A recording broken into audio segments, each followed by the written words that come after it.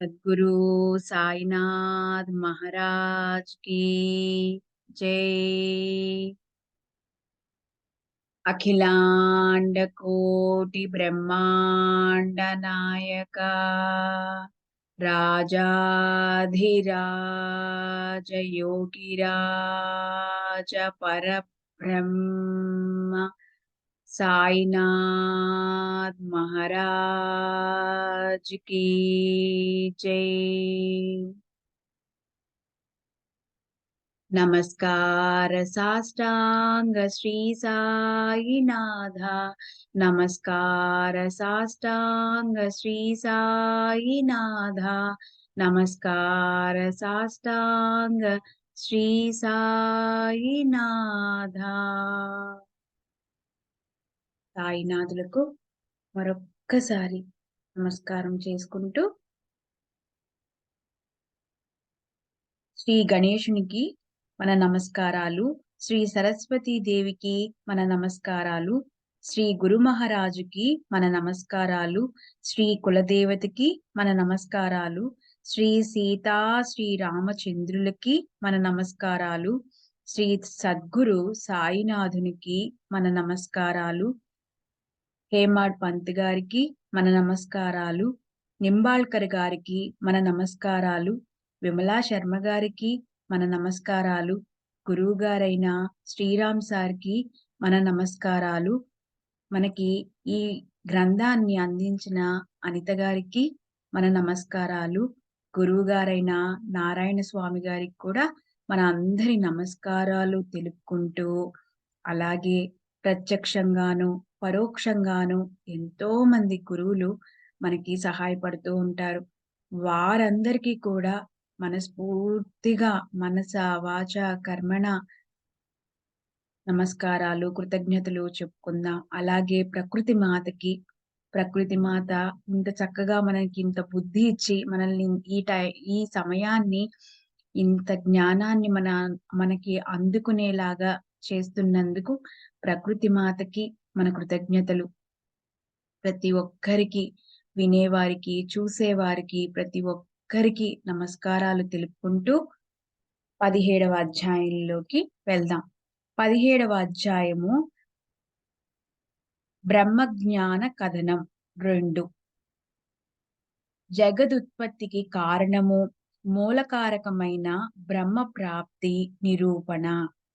ఈ అధ్యాయంలో శ్రేయము, ప్రేయము వాటి లక్షణాల నిరూపణ చూస్తానని గడిచిన అధ్యాయంలో వాగ్దానం చేశాను. దాన్నిప్పుడు విచారపూర్వకంగా విందాము.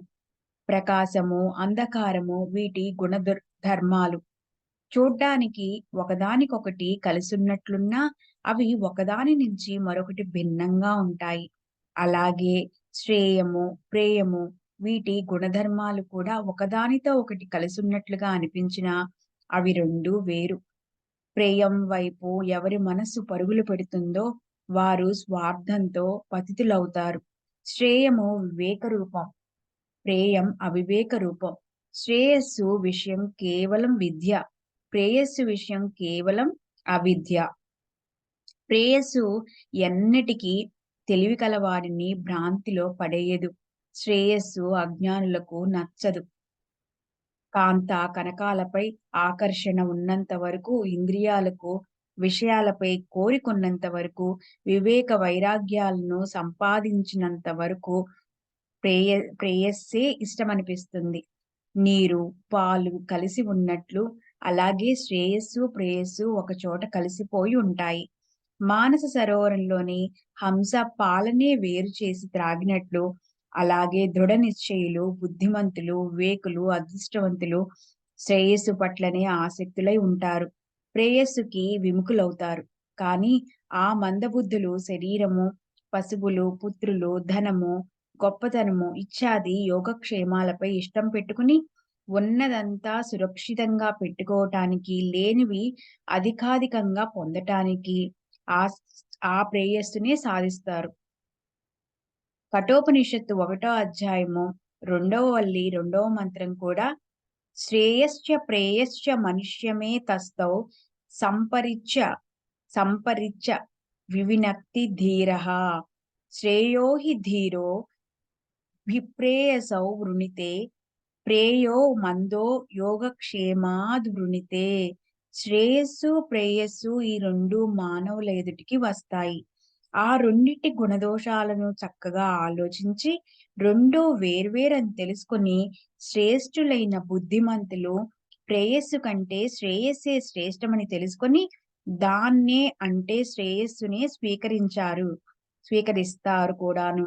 కానీ మందబుద్ధులు లౌకిక యోగక్షేమాలపై కోరికతో ప్రేయస్సును దగ్గరకు తీస్తారు. శ్రేయస్సేమిటో ప్రేయస్సేమిటో ఈ రెంటిని తెలుసుకుంటే మానవులు బుద్ధితో స్వతంత్రులు అవటం వల్ల ఆ రెంటిలో ఏదో ఒకటి ఎన్నుకోవలసి ఉంటుంది. రెండు ఎదుట ఉండటం వలన మానవులు వాటిని ఎన్నుకోవటం కష్టం. ఎందుకంటే వారి మందబుద్ధి మీద విజయం పొంది ప్రేయస్సే వారిని పట్టుకుంటుంది. పాలలో నీరు కలిసున్నప్పటికీ హంస పాలనే తీసుకున్నట్లు ప్రేయస్సుని పక్కకు నెట్టి శ్రేయస్సుని స్వీకరించడమే పురు పురుషార్థం. శ్రేయస్సు ప్రేయస్సు ఈ రెండు పురుషుని స్వాధీనంలోనే ఉన్నప్పటికీ వివేకహీనులైన మందమతులు వాటి యోగ్యతలను విచారించగల సమర్థులు కారు. శ్రేయస్సు ఎందులో ఉందో అది మొదట నిశ్చయంగా తెలుసుకోవాలి. తర్వాత ఆ మార్గంలో అవరోధంగా వచ్చేదాన్ని సంపూర్ణంగా నివారించగల ఉపాయం ఆలోచించాలి. ఇక్కడే పురుషార్థం హఠాత్తుగా దృష్టి ముందుకొచ్చి నిలబడుతుంది. కనుక బుద్ధితో దృఢనిశ్చయం చేసుకుని శ్రేయస్సునే ప్రాప్తింప చేసుకోవటం కోసం చక్కగా ప్రయత్నించాలి. సంసార దారుణీ చక్ర పరిభ్రమణం తర్కించరానిది.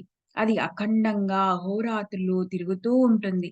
అందులో ఆధ్యాత్మికత, ఆది భౌతికం, ఆది దైవికం అనే 3 రకాల భయంకర అనివార్యమైన కఠిన దుఃఖాలను మానవులు సహిస్తుంటారు.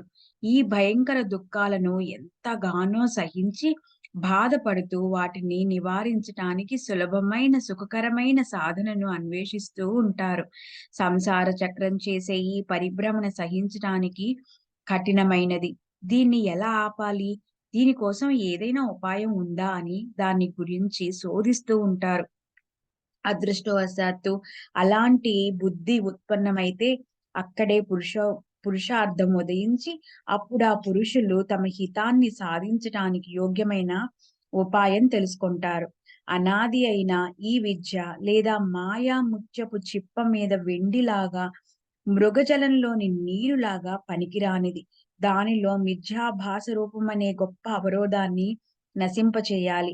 స్వప్నంలో బంగారం వడగళ్లలా వర్షిస్తే అవసరానికి పనికొస్తాయని వాటిని గొప్ప ప్రయత్నంతో పోగు చేసి పట్టుకున్నప్పటికీ మేలుకున్న తరువాత అవి లోపించిపోతాయి.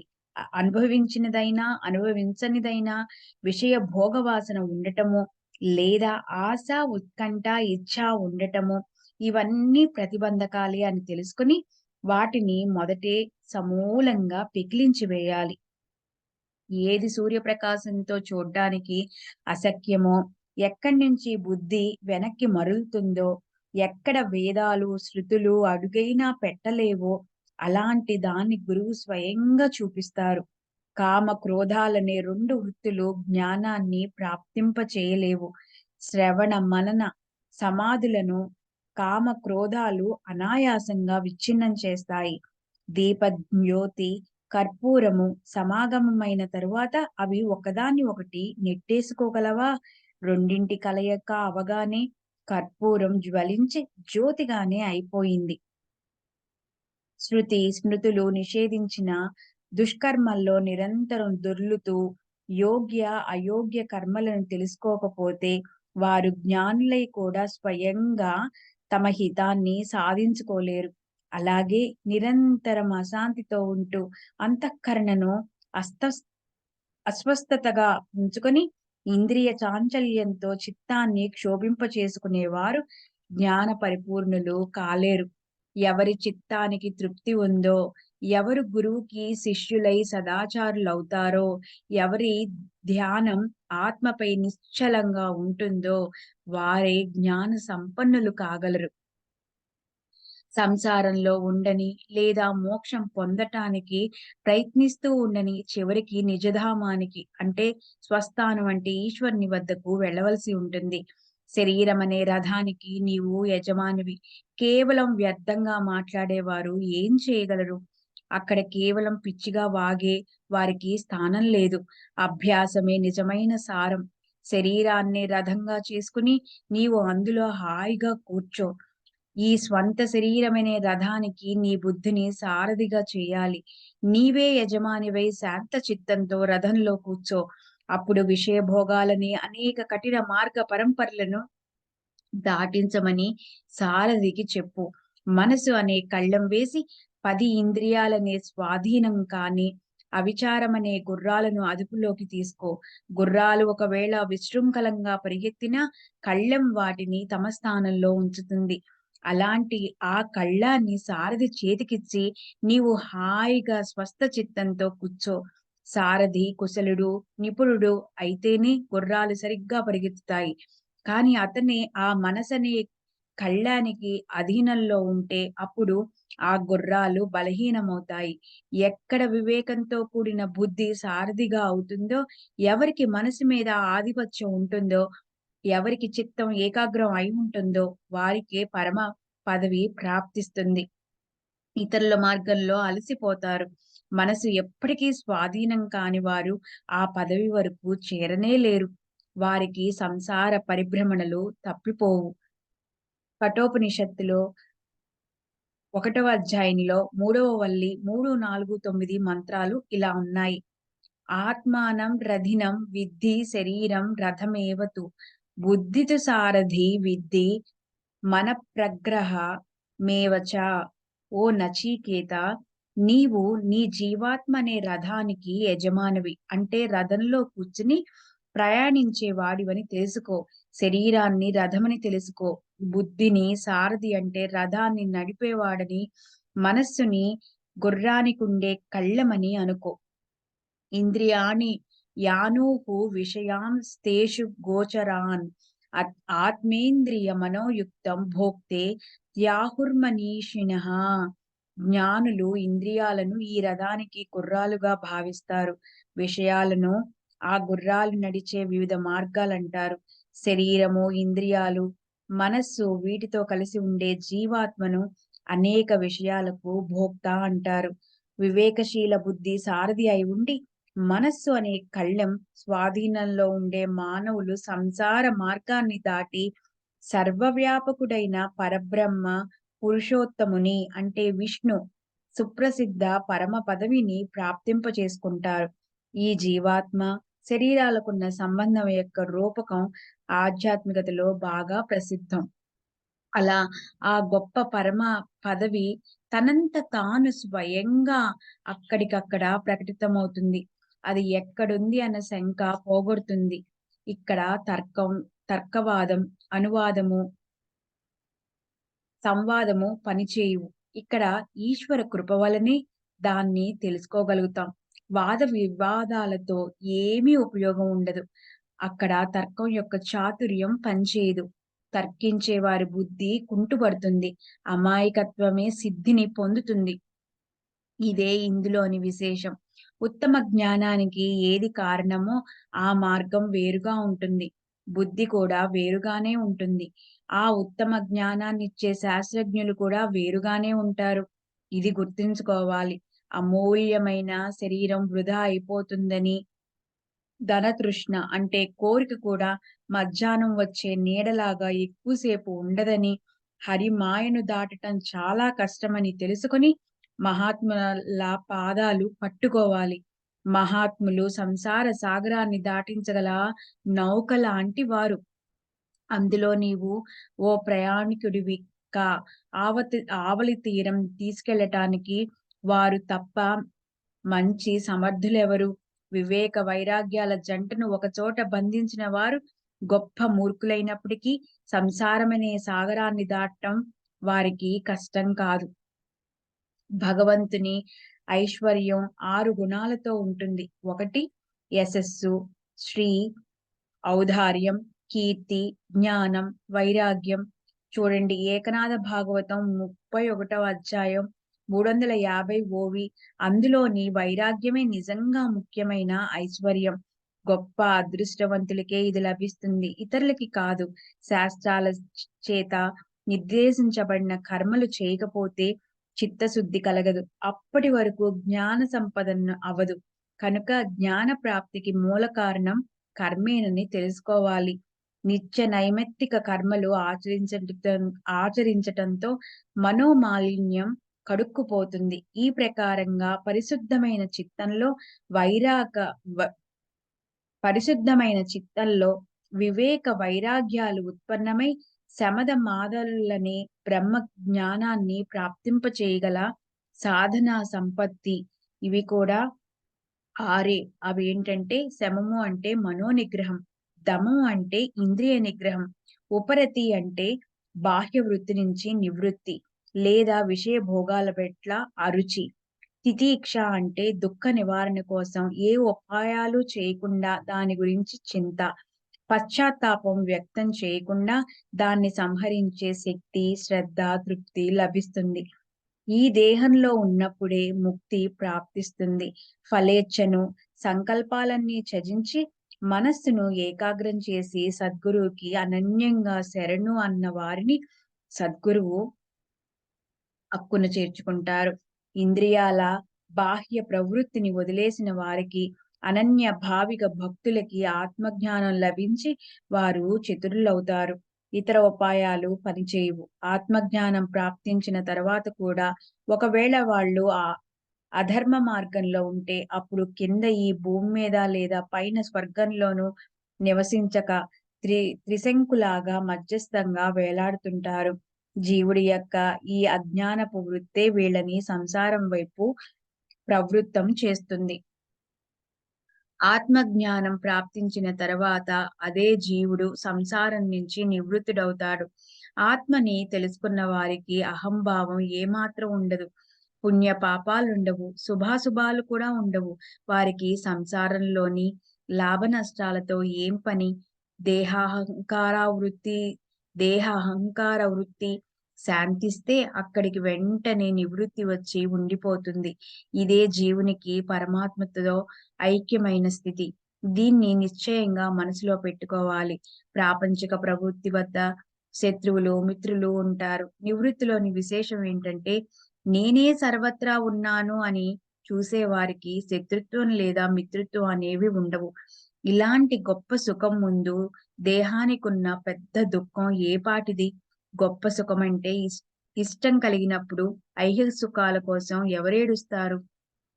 ఐహిక దుఃఖాలనే పర్వతమే ఒకవేళ వారి మీద పడినా కేవలం ధైర్యంతో ఆ పర్వతరాజు లేసమంతైనా చలించడు.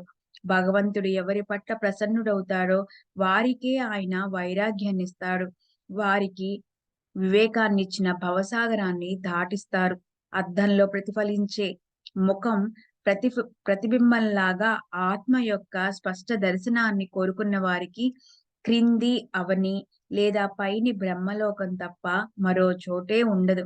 యజ్ఞం చేయటం వల్ల దేవతలు తృప్తి చెందితే పితృలోకం ప్రాప్తిస్తుంది. కర్మ ఫలాన్ని అనుభవించగల లాభం ప్రాప్తిస్తుంది. కానీ ఆత్మజ్ఞానం లభించదు. గంధర్వలోకం, మహర్లోకం, జనలోకం, తపోలోకం, సత్యలోకాల్లో ఆత్మ దర్శనం ఎంతో అస్పష్టంగా ఉంటుంది. కనుక ఆత్మ దర్శనం పట్ల ఆసక్తులైన వారు భూలోకాన్ని పూర్తిగా కోరుకుంటారు. ఎందుకంటే అక్కడే చిత్తశుద్ధి కలుగుతుంది. అద్దం లాంటి నిర్మల బుద్ధి కలుగుతుంది. అందులో శుద్ధ పవిత్రమైన ఆత్మస్వరూపం ప్రతిబింబిస్తుంది. రెండవ స్థానమైన బ్రహ్మలోకంలో కూడా ఆత్మదర్శనం అవుతుంది. కానీ దానికోసం అక్కడ అనేక రకాల ప్రయత్నాలు చేయాలి. ఆ బ్రహ్మలోకం ఎంతో కష్టకారకమైనది. అక్కడ సర్పంలాగా మాయ చుట్టుకుంటుంది. లోపల నుంచి పేగులను పూర్తిగా పిండేస్తుంది. బయట నుంచి శరీరాన్నంతా గట్టిగా పెనవేసుకుంటుంది. దాన్ని ఆపటానికి ఎవరు సమర్థులు? జేబులో 250 రూపాయలున్నా నీవు ఊరికే కూర్చుని అన్నీ చూస్తున్నావు. వాటిని బయటకి తెయ్యి. బ్రహ్మ నీ జేబులో ఉంది అని బాబా ఆ బ్రహ్మ జిజ్ఞాసుతో అనగానే అతను జేబులో పెట్టి కట్టను బయటకు తీశాడు. లెక్క పెట్టినప్పుడు అందులో రూ. 10 నోట్లు 25 ఉన్నాయి. అది చూసి ఆ వ్యక్తి మనసులో సిగ్గుపడ్డాడు. ఈ మహారాజు ఎంతటి సర్వజ్ఞుడు అని ఆశ్చర్యపోయి అతను బాబా చరణాలపై తలపెట్టాడు. ఆశీర్వాదం కోసం ఉత్కంఠతో ఎదురు చూశాడు. అప్పుడు బాబా అతనితో, చుట్టూ నీ బ్రహ్మని చుట్టేసెయ్యి. లోభం పూర్తిగా లుప్తం కాకుండా నీకు బ్రహ్మ కలవదు. పుత్రులు, పశువులు, ధన సంపాదన వీటి పట్ల ఆసక్తిని కలిగి ఉండేవారి ఆ ద్రవ్యమనే విఘ్నాన్ని దూరం చేయకుండా వారికి బ్రహ్మజ్ఞానం ఎలా ప్రాప్తిస్తుంది? ద్రవ్యం మీద మోహం చాలా కఠినమైనది. అది తృష్ణ, రూప, దుఃఖమనే లోతైన నదిలో ఉన్న సుడిగుండమే. అందులోని మదమత్సరలనే మొసళ్ళ అస్తిత్వం పట్ల సహించటానికది ఎంతో కష్టం. ఒక్క వైరాగ్యంతోనే దాన్ని దాటిపోగలం. లోభానికి బ్రహ్మతో అఖండంగా వైరం ఉంటుంది. అక్కడ మనస్సు యొక్క ఏకాగ్రతకు చోటుండదు. అప్పుడిక ముక్తి, సంపూర్ణం, విరక్తి అనేవి ఎక్కడా? నిజంగా లోభులు ఆచార భ్రష్టులవుతారు. లోభం వద్ద శాంతి ఉండదు, తృప్తి అసలే ఉండదు, నిశ్చింత కూడా ఉండదు. చిత్తంలో ఒక లోభం తిష్ట వేసుకుని కూర్చుంటే పారమార్థిక సాధన అంతా మట్టి కొట్టుకుపోతుంది. శృతి స్మృతులు అయోగ్యమని చెప్పినా, నిషేధించిన పాపాచరణలోని నిరంతరం ఆసక్తులై ఉండే వారి చిత్తం స్వస్థంగా ఉండదు. వారిని విక్షిప్త చిత్తులంటారు. వారు సదా దుష్కర్మలు చేస్తుంటారు. విషయాలన్నీ బురదలో దొర్లుతూ ఉంటారు. తమ హితాహితాలను చూసుకోరు. బ్రహ్మ విజ్ఞానం బ్రహ్మ విజ్ఞానం ప్రాప్తించి కూడా వారికి కర్మఫలం మీద విరక్తి లేదా అనాసక్తి లేకపోతే వారి బ్రహ్మ విజ్ఞానం వ్యర్థం. వారికి ఆత్మలాభం కలగనట్లే. ఎవరైనా ఏదైనా అడగటానికి వచ్చినప్పుడు మహాత్ములు మొదట వారి పారమార్థిక అధికారాన్ని చూస్తారు. వారి యోగ్యతలను చూసి అప్పుడే దాన్ని వారికిస్తారు. మనసులో రాత్రింబవళ్ళు దేహాభిమానం, విషయ చింతన ఉన్నవారికి గురు ఉపదేశ ప్రయత్నాలు వ్యర్థం. వారికి ఇహపరాలు రెండూ వ్యర్థమవుతాయి. చిత్తశుద్ధి కలగకుండా పారమార్థంలో ప్రవేశిద్దామనుకునే వారు కేవలం జ్ఞానాన్ని నటించినట్లే. అందులో నుంచి వారికేమీ లభించదు. కనుక రుచించినంతే మాట్లాడాలి, అరిగించుకొన్నంతే తినాలి. లేకపోతే వ్యర్థంగా అజీర్ణం చేస్తుంది. ఇది అందరికీ తెలుసు. నా బండారం పొంగి నా నా భాండారం పొంగి పొర్లుతోంది. ఎవరెవరికి ఏం కావాలో అవన్నీ వారికి నేనిస్తాను. కానీ వారికి తీసుకోగల శక్తి కావాలి. నేనైతే తీసుకోగలిగినంత ఇస్తాను. ఇది శ్రద్ధగా వింటే నీకు శుభం కలుగుతుంది. ఈ మసీదులో కూర్చున్న నేను అబద్ధం ఆడను అన్నారు బాబా. ఇవి మహాత్ముల వాక్యాల మధుర సుధావాహిని సరిత. ఇందులో శ్రద్ధతో మునకలు వేస్తే పాపమనే మాలిన్యం కడుక్కుపోయి అంతఃకరణకి, ఆచరణకి పవిత్రత ప్రాప్తిస్తుంది. సాయిబాబా మహిమను ఇలా వర్ణిస్తూ పోతుంటే దానికి అంతమే లేదు. వారికి సమానంగా మరొకరు లేనప్పుడు వారిని ఎవరితో పోల్చాలి? ఆయన అందరి ఆలన చూసే అమ్మ. దుఃఖంతో పీడించబడే కష్టాల కొలిమిలో కమిలిన వారికి ఆయన విశ్రాంతి స్థానం. ఆశ్రయం కోరి వచ్చిన ఆర్తుల పాలిట సాయినాథులు కల్పవృక్షం. దీన దుర్బలులకి సాయినాథులు చల్లని తరుఛాయ.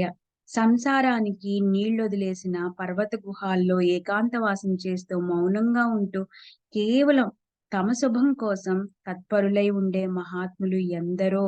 వారు కేవలం తమ స్వార్థాన్నే సాధిస్తారు. వారికి ఇతరుల గురించిన చింత ఎందుకుంటుంది? కానీ సాయిబాబా అలాంటి మహాత్ములు కారు. ఆప్తులు, ఇష్టులు, బంధువులు లేకున్నా, ఇల్లు, భార్య, పుత్రులు లేకున్నా సాయినాథులు ప్రపంచంలో ఉన్నారు. 5 ఇళ్లల్లో పిడికెడు భిక్ష చేసి అహోరాత్రులు వృక్ష ఛాయల్లో నివసించి క్లుప్తంగా సంసారాన్ని పెట్టుకుని సాయినాథులు లోకులకు సరైన ఆచరణను చవిచూపారు. స్వయంగా బ్రహ్మీ స్థితిని ప్రాప్తింప చేసుకున్న తర్వాత జనవాళి శ్రేయస్సుకై కనీవిని ఎరుగనట్లు శ్రమించిన మహాజ్ఞానులైన మహాత్ములు ఈ జగత్తులో ఎంతో కొద్దిగా ఉంటారు. అలాంటి దేశం ధన్యం. ఆ కులం ధన్యం. నిష్పాపులైన ఆ తల్లిదండ్రులు ధన్యులు. ఆ పవిత్ర వంశం ధన్యం. ఎవరి కడుపున ఈ శుద్ధరత్నం పుట్టిందో ఆ వంశం ధన్యం.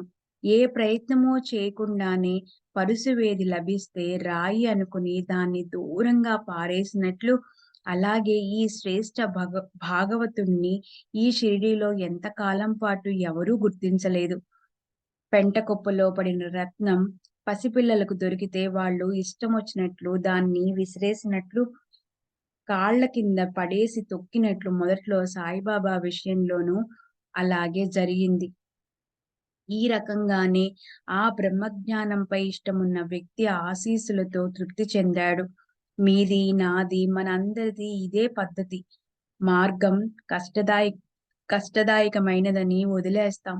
శబ్దాలు వినటం, స్పర్శతో తెలుసుకోవటం, సుగంధాన్ని పీల్చటం, నగ్న శరీరాన్ని దర్శనం చేయటం వగైరా ఇంద్రియ గమ్య విషయాలను అనుభవించటం అనేది ఉన్నంత వరకు విషయాలను ఆపలేం. ఇంద్రియ నిగ్రహం అవ్వకుండా సహజంగా వచ్చే విషయ సుఖాల పట్ల విరక్తి కలగటం, అంతరాత్మ యొక్క ప్రత్యక్ష దర్శనం లేదా దాని యథార్థ జ్ఞానం కలగటం అసఖ్యం. మొదట ఈ క్షణాలనన్నిటినీ త్యజించాలి. అప్పుడు సద్గురువుని అనన్యంగా శరణనాలి.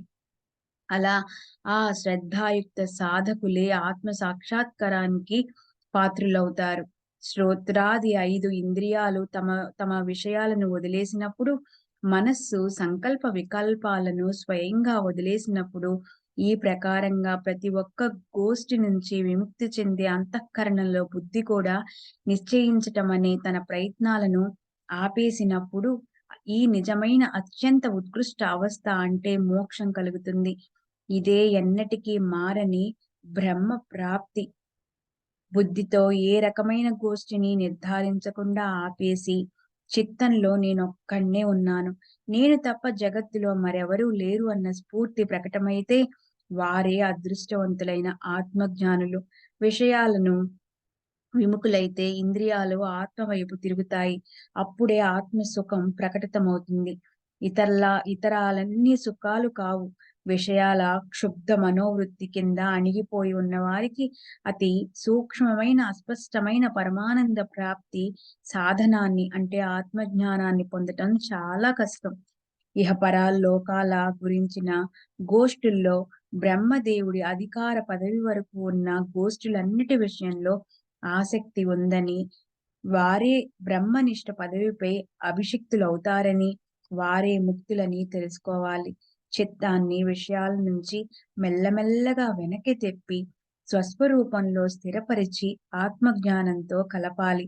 ఇహపరలోకాల్లో ఫలం పట్ల విరక్తిని, శోకాల్లాంటి ద్వంద్వాలను త్యాగం చేయటాన్ని బుద్ధిమంతులు అనుభవంలోకి తెచ్చుకుంటారు. అదే ఆత్మజ్ఞానానికి మార్గం. ఆది దైవిక, ఆధ్యాత్మిక, ఆది భౌతిక దుఃఖాలని బడబానాల అంటే సముద్రంలోని అగ్ని జ్వాలలతో ఎంతగానో తపించి అల్లకల్లోలమైన సంసార సాగర జలంతో ఎవరు సుఖిస్తున్నారు? దానిలో నుంచి తాము సంపూర్ణంగా అవటం కోసం సాయిబాబా కృపను సంపాదించాలి. ఆయన చరిత్రను ఆదరపూర్వకంగా చదివి శ్రవణ మననాలను చెయ్యాలి. శ్రీ సాయినాథుల చరిత్రను శ్రోతలు తమ భార్య, పుత్రులు, మిత్రులతో కలిసి వింటే ఇహపర లోకాల్లో పోయింది పొందుతారు. బాబా లీలలు అనేక రకాలుగా ఉన్నాయి. ఈ కథను శ్రద్ధగా మెల్లగా వింటుంటే అదృష్టవంతులైన శ్రోతలకి శాంతిలోకెల్లా పరమశాంతి లభిస్తుంది. ఈ కథామృత ప్రవాహ జురిలో మంచి చెడు కర్మలనే ఉప్పు కరిగిపోతుంది. చెవుల ద్వారాగా అనురాగ ప్రసూనాలతో అలంకరించబడి ప్రఫుల్లమైన సాయిబాబా అందమైన రూపం కనుపాపల్లో ప్రవేశిస్తుంది. ఈ చరిత్ర శ్రవణంతో పాతకాలు నశిస్తాయి. కాలుడితో కూడా పోట్లాడి విజయం పొందటానికి సిద్ధమవుతాము శ్రోతలమైన మనము. అత్యంత శ్రేష్టమైన ఆనందం ఏ ప్రయాస లేకుండానే ప్రాప్తిస్తుంది. శ్రవణంతో అంతఃకరణ శుద్ధి అవుతుంది. శ్రవణంతో జనన మరణాలు తప్పిపోతాయి. శ్రోతలు ఆ శ్రవణ ఫలాలను కోరుకోకుండా వాటిని బ్రహ్మార్పణం చేస్తే వారికి బ్రహ్మ పదవి ప్రాప్తిస్తుంది. అలా సాయిబాబా సేవ అనే పని సేవకులను సదా ఇచ్ఛారహితులుగా చేస్తుంది. శ్రీ సాయి తన భక్తులకు సర్వదా విశ్రాంతి ఇస్తారు. శ్రోతలారా, ఈ గ్రంథంలోని ఒక్కొక్క అధ్యాయాన్ని ఒక్కో రోజు చొప్పున చదివి, విని, మనస్సుతో మననాన్ని నిరంతరం చింతనని చెయ్యండి. ఆనందో బ్రహ్మేతి వ్యజనాత్, ఆనంద బ్రహ్మని నిశ్చయంగా తెలుసుకోవటం అన్న తైత్తరీయ ఉపనిషత్తులో 3వ వల్లి 6వ అనువాకం ప్రసిద్ధి. అందులో శృతి సిద్ధాంతాల అర్థాన్ని బాబా తమ భక్తులకు వేరే మాటలతో చెప్పారు. వాటిని ఎప్పుడు ఇలా ఉపదేశించేవారు. కొంచెం కూడా చింత పెట్టుకోవద్దు. సదా ఆనందంగా ఉండండి. చనిపోయేంత వరకు ఏ చింత పెట్టుకోకండి. ఈ అధ్యాయంలోని ఉద్దేశం బ్రహ్మతత్వం స్పష్టంగా తెలుసుకోవటమే. సాయిబాబాకి శరణు వెళ్ళేవారికి ఆయన సంసారమనే సాగరాన్ని తరింపజేయగల నౌకయే. ఇతరులకు పదే పదే వారి హితానికి సంబంధించిన గోష్ఠిని చెప్తూ, వారికి సదా ఉపకారం చేస్తూ ఈ వచనాలను అనుసరించి బాబా వ్యవహరిస్తుండేవారు. అది మంచా, చెడా అన్న అభిప్రాయ భేదం వ్యక్తికి మారుతుంది. సర్వసామాన్య జనవాళికి ఆనందం కలిగించడమే ఈ గ్రంథంలో సూచించబడింది. అదే ఇందులో నిర్ధారణగా చెప్పిన విషయం. బాబా ప్రతి పని వెనుక ఉన్న కారణాన్ని తెలుసుకుంటారు. సాయినాథుల మనసులో ఏముందో అదే జరిగేది. గురుముఖంగా కథ వినాలి. వారి అతర్క్య లీలలను అనుభవించాలి. గుర్తుంచుకొని వాటిని సంగ్రహించుకోవాలి. ఇతరులతో వాటిని పంచుకోవాలి. సాయిబాబా యొక్క ఈ అందమైన చరిత్రను అత్యంత ఆదరంతో వింటే శ్రోత వక్తల దుఃఖం నశించిపోతుంది. సర్వుల చెడు రోజులు ముగిసిపోతాయి. బాబా అలౌకిక లీలలను చూసి ఆశ్చర్యపడిన వారు దురదృష్టవంతులు. సాయిబాబా గోష్ఠి నిర్మలమైనది. దాన్ని ఉదార చిత్తంతో వినాలి. అలా వచ్చిన సుఖకరమైన సదావకాశాన్ని ఎవరు వ్యర్థం చేసుకుంటారు? భార్యాపుత్రులు, మిత్రులు అనే ఈ సుడిగుండం అంటే సుడిగుండం అంటే నదీ ప్రవాహంలో సుళ్ళు తిరిగే నీరు. అందులో పడినవారు బయటికి రావటం కష్టం.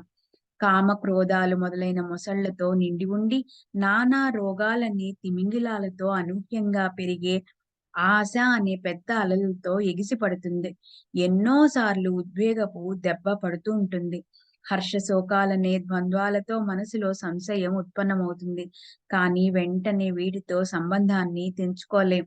నీవే శుద్ధ బ్రహ్మవి అయి ఉన్నావు అని స్వయంగా తమ మనసుకి నచ్చ చెప్పుకొని మేల్కొలపాలి. కూర్చోటానికి ఇచ్చిన గొట్టాన్ని కాళ్లతో గట్టిగా పట్టుకుని తను తలకిందులయ్యే చిలుకలాగా నీవు దేహ సహవాసంతో స్వయంగా బద్ధుడివై ఉన్నావు. కేవలం మోహంతో మాయతో నీవు నీ బుద్ధిని కోల్పోయావు. అందువల్ల నీ హితాన్ని మర్చిపోయావు. నీ అంతట నీవే మేలుకో. సస్వరూపానికి వెంటనే రా. విద్యా జ్ఞానం వల్ల మనస్సు గందరగోళ పడుతుంది. నేను దేహం అయి ఉన్నాను, నేను కర్త అయి ఉన్నాను అన్న మిథ్యా అభిమానం పెరుగుతుంది. నేను, నాది అనేది మృగజలంలాగా మోసం చేస్తుంది. అది తెలుసుకొని మమకార రహితంగా ఉండాలి. ఓ చిలుక, నీది, నాది అనే గందరగోళంలో ఎందుకు చిక్కుకోవాలి? నీవు పట్టుకున్న పట్టును వదిలేసి మింటికి ఎత్తుగా ఎగిరి రెక్కలు సాచే స్వేచ్ఛగా ఆకాశంలో విహరించు. ముక్తత వద్దకు బద్ధత రాగలదు. బద్ధత ముక్తత పొందగలదు. ఈ 2 దశల నుంచి వేరుగా అయ్యి నీవు శుద్ధ స్వరూపంలో ఉండు. ఇది నిశ్చయ జ్ఞానం. సుఖదుఖాలనే అజ్ఞానంతా వదిలేసి విజ్ఞానాన్ని ప్రాప్తింప చేసుకుంటే బ్రహ్మజ్ఞానం ఎంతో దగ్గరవుతుంది. దేహంలో నీవు, నేను అనేది ఉన్నంత వరకు నీవు నీ హితాన్ని పొందలేవు. దాన్ని వదిలేసేయ్. నీ లోభత్వాన్ని అంటే దేహాన్ని పట్టుకుని పిసినారితనాన్ని త్యజించు. నీ సస్వరూపాన్ని చూడు. కుబేరుల్లాంటి వాడు అక్షయమైన ఐశ్వర్యం ఉండి భిక్ష పాత్రతో తిరిగాడంటే అది కేవలం అజ్ఞానంతో ప్రాప్తించే దురదృష్టం కదూ! నిత్యం ఉత్తమ శాస్త్ర శ్రవణం చేయాలి. విశ్వాసపూర్వకంగా సద్గురు వచనాలను పాటించాలి. సదా సావధానంగా ఉండి తమ ధ్యేయాన్ని గుర్తుపెట్టుకోవాలి. శాస్త్రాలచే, గురువులచే చెప్పబడిన ఆచార పద్ధతులను గుర్తుపెట్టుకొని లోకులు తాము ఉద్ధరించబడే మార్గాన్ని ఎన్నుకుంటారు. వారి ఉపదేశంతో అసంఖ్యాక లోకులు ఉద్ధరించబడతారు. వారికి మోక్ష మార్గం సులభమవుతుంది. సంసార బంధనాల నుంచి విడుదల కలిగించే ఆ ఘడియ ఎప్పుడొస్తుందా అని మనసులో రాత్రింబవళ్ళు అదే పనిగా ఆలోచిస్తూ ఉండే వారి బంధనాలు చటుక్కున విడిపోతాయి. సంసారం సారం లేనిదని మనస్సుని దృఢపరుచుకుని అధ్యయనము, ఆత్మచింతనల్లో నిరంతరం నిమగ్నం కావాలి. సాధించవలసిన దాన్ని ఏకాంతంలో సాధించాలి. మనసులో పొంగులు వారి భక్తితో, శ్రద్ధతో, పూర్ణ నమ్రతతో సాష్టాంగ నమస్కారం చేసి గురువుకి శరణు వెళ్ళకపోతే ఆయన శిష్యునికి జ్ఞాన నిధిని ప్రసాదించరు. గురువుకి సర్వస్వం సమర్పించి ఆయన సేవ చేయాలి.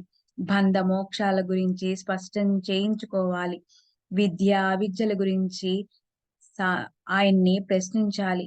అప్పుడు గురు మహారాజు నుంచి ఉత్తమ ఫలం లభిస్తుంది. ఆత్మ, పరమాత్మల గురించి గురువు తప్ప ఎవ్వరూ చెప్పలేరు. గురువు కూడా శిష్యుడు సంపూర్ణంగా శరణు రాకుండా జ్ఞానాన్ని ఒక్క అణువంతైనా అతనికివ్వరు.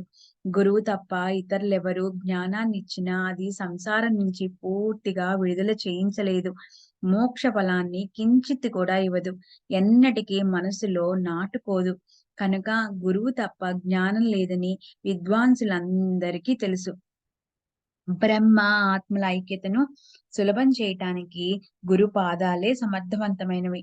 అక్కడ ఎలాంటి సంకోచాలు పెట్టుకోకుండా దర్పాన్ని, అహంకారాన్ని వదిలేసి భూమి మీద కర్రలాగా సాష్టాంగం చేసి గురు చరణాలపైన శిరస్సు ఉంచాలి. మనస్సులో నిశ్చయంగా దృఢం చేసుకుని గురు చరణాలు పట్టుకుని నోటితో నేను మీ దాసుణ్ణి, నేను మీ పాదాలనే నమ్ముకున్నాను అంటే చాలు. అప్పుడు చూడండి ఆ గురు చమత్కారం. ఆ గురువనే దయామృత సాగరం ఆనందంతో ఉప్పొంగిపోతుంది. తమ తరంగాల శయ్యపై నిన్నాయన అలవోకగా ఊపుతారు. తమ అభయహస్తాన్ని నేను శిరస్సుపై పెట్టి సంకటాలను, దుఃఖాలను దూరం చేసి నుదుటిపై విభూతి పెట్టి సమస్త పాపరాశులను దగ్ధం చేస్తారు. ఆ ప్రకారంగా బ్రహ్మార్తికి బ్రహ్మ నిరూపణను కేవలం నిమిత్తంగా చేసుకుని బాబా జీవాత్మ, పరమాత్మల ఐక్యతా జ్ఞానాన్ని భక్తులకు సంపూర్ణంగా బోధించారు. సాయి మహారాజులకి ఇంతటి గొప్ప అనూహ్యమైన గాఢమైన విద్వత్తు ఉండి కూడా ఉపదేశంలో హాస్యానికి ఇంత ప్రాముఖ్యతను ఎందుకిచ్చేవారు? వినోదం అంటే బాబాకి ఎందుకిష్టమని సందేహం కలగవచ్చు. అయితే ఆలోచించి చూస్తే దానికో సంతృప్తికరమైన కారణం గుర్తొస్తుంది. అది చక్కగా విందాం. పసిపిల్లలతో మాట్లాడేటప్పుడు వచ్చి రాని వారి ముద్దు ముద్దు మాటల్లో పరవశిస్తున్నప్పుడు పెద్దవాళ్ళకి అలంకారికమైన సభ్య పదాల రచనతో ఉన్న మాటలు ఎప్పుడైనా వస్తాయా? ఎవరిని ఎగతాళి చేస్తామో వారి మీద ప్రేమ ఉండదు అని ఎప్పుడైనా అనగలమా? అయితే వినోద పరిహాసాలతో ఉపదేశించటం అనేది ఓ విశిష్టమైన పద్ధతి. తమ కడుపులో ఉన్న రోగమేమిటో పసిపిల్లలకు తెలుస్తుందా? మందు మాత్రలను మొండితనంతో పిల్లలు వేసుకోరు. అయినా వాళ్ళని కొన్నిసార్లు బుజ్జగించి, కొన్నిసార్లు కళ్ళురిమి, కొన్నిసార్లు బెత్తం దెబ్బలు తగిలించి, కొన్నిసార్లు ప్రేమతో హృదయానికి హత్తుకొని అమ్మ దాన్ని త్రాగిస్తుంది. అయితే అదే పిల్లలు పెరిగి పెద్దవారయ్యాక వారి ముద్దు తీర్చాలని అనిపిస్తే, వారి బుద్ధి తీవ్రంగా ఉందా లేక మందంగా ఉందా అనేది గమనించి చేయవలసి ఉంటుంది. జ్ఞానంలో కూడా అంతే. తీవ్ర బుద్ధి తీవ్రంగా గ్రహిస్తుంది. అలాంటి వారికి ఉపదేశం చేయటానికి క్షణం కూడా పట్టదు. అయితే మందబుద్ధి పని విలక్షణంగా ఉంటుంది. దాన్ని తలలోకెక్కించడానికి చాలా కష్టపడవలసి వస్తుంది. సాయిబాబా సమర్థుల జ్ఞాన నిధి. భక్తుల బుద్ధిని అనుసరించి వారి పాత్రత, శుద్ధత నిర్ధారించి సాయినాథులే జ్ఞానమనే ద్రవ్యాన్ని పంచుతారు. సాయినాథులు సర్వజ్ఞులు. వారికి సర్వుల గురించి మొదటే తెలుసు. ఏ సాధన ఎవరికి యోగ్యమో దాన్ని వారికి నిర్దేశిస్తారు.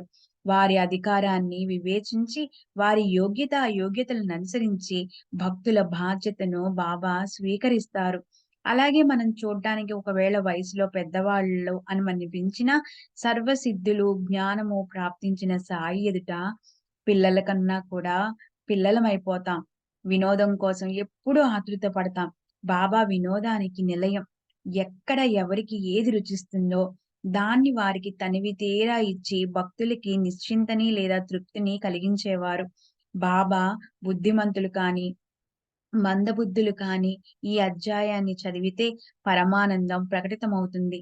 వింటే శ్రవణంపై ఆసక్తి పెరుగుతుంది. మననం చేస్తే స్వానందం అనే తృప్తి లభిస్తుంది. దీన్ని పదే పదే చదివితే పారమార్థిక జ్ఞానం కలుగుతుంది. నిధి ధ్యాసన చేస్తే ఆనందము, అఖండము, దోషరహితము అయిన సుఖం ప్రాప్తిస్తుంది. అలా ఈ బాబా లీలలకు అసల పరిమితే లేదు. ఇందులో కించిత్తు అనుభవాన్ని అదృష్టవశాత్తు అనుభవించిన వారు కాయ, వాచ, మనస అక్కడే అంటిపెట్టుకుని పోతారని తెలుసుకోవాలి. సాయిబాబా లీలలు తర్కానికి అందనివి. హేమాడ్ పంతు సాయిబాబా చరణాలకు శరణు వచ్చాడు. పరిహాసాలు చేస్తూ జ్ఞానం పంచటమన్న బాబా బోధలోని అభిప్రాయం భక్తులకు శ్రేయస్సు కలగాలన్నదొక్కటే సాయినాథుల యొక్క మార్గము. బ్రహ్మార్ది అనేవాడు కేవలం నిమిత్త మాత్రుడని తెలుసుకోవాలి. రాబోయే అధ్యాయం ఈ అధ్యాయం కన్నా కూడా మధురమైనది. అది వినేవారికి కోరిక తీరుస్తుంది. నా మనసులోని గుప్త ఇచ్ఛను బాబా స్పష్టంగా విప్పి చెప్పారు. నేను మాధవరావు దేశపాండే వద్దకు పోయి అతనికి బాబా సందేశాన్నందించి బాబా అనుగ్రహాన్ని ఎలా పొందానో పూర్తిగా శ్రోతలు వినాలి. సర్వులకి శుభమస్తు.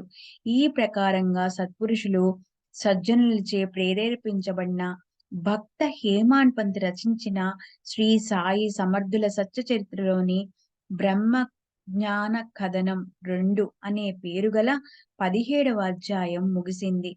శ్రీ సద్గురు సాయినాథార్పణమస్తు. శుభం భవతు.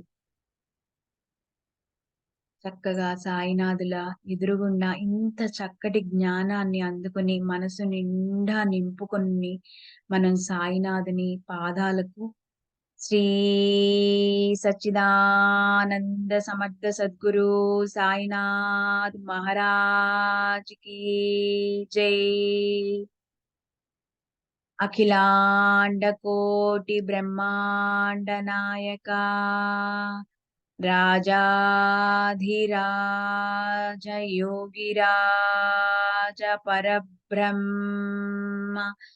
సాయినాథ్ మహారాజ్ కీ జై. నమస్కార సాష్టాంగ శ్రీ సాయినాథ. నమస్కార సాష్టాంగ శ్రీ సాయినాథ. నమస్కార సాష్టాంగ శ్రీ సాయినాథ. సాయినాథార్పణమస్తు. శుభం భవతు. సర్వే జనా సుఖినో భవంతు.